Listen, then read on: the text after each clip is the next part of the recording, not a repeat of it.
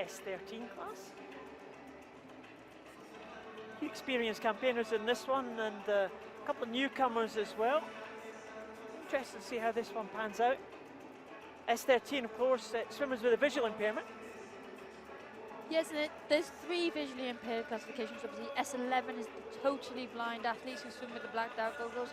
The S12's probably got the biggest range because you might only be able to tell light from dark, or you might have a bit more vision.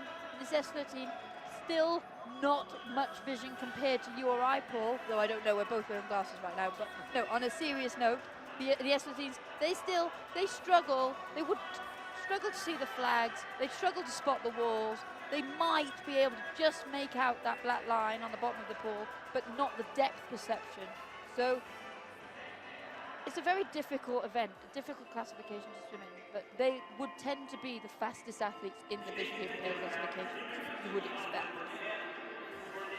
That's why sometimes we'll see problems with the turns and maybe not spotting the finishes absolutely correctly, but they're all world-class performers. Of course, they practice these skills like to the nth degree. They practice them hundreds and hundreds of times.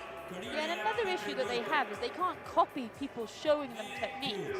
So it's very difficult if they have different ways of learning. There are the 8 finalists just getting ready for this under Freestyle S13. Lena Petrikovichova from Slovakia. In lane 1, Ariadna Lopez, 17-year-old from Spain.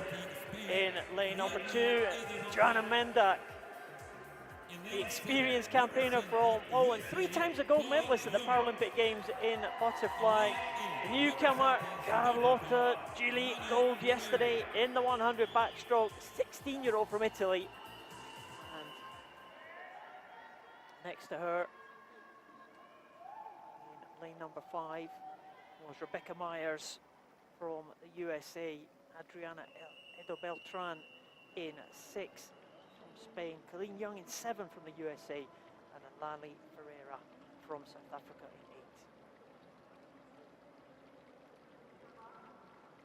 8. Final of the women's 100 freestyle S13.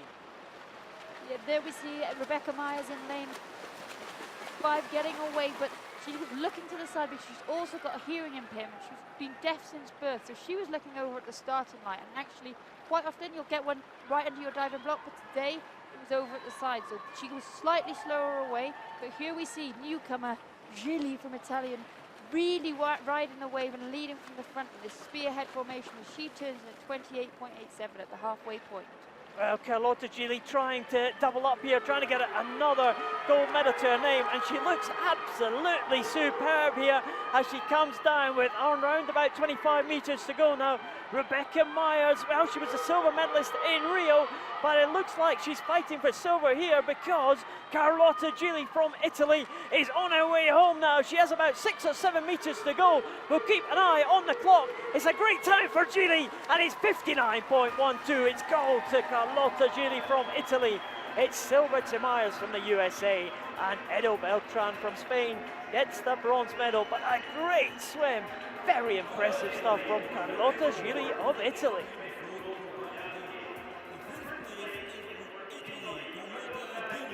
These athletes again will touch the wall, and as an S13 you can look across and see if anybody else has come into the wall with you, and so GILLI will know she's won because she had clear water, but Rebecca MEYERS won't have a clue what time she swam because she can't see the board, and she also can't hear the in-house announcer, so she will have to wait until she gets back to her coach to find out how that event went.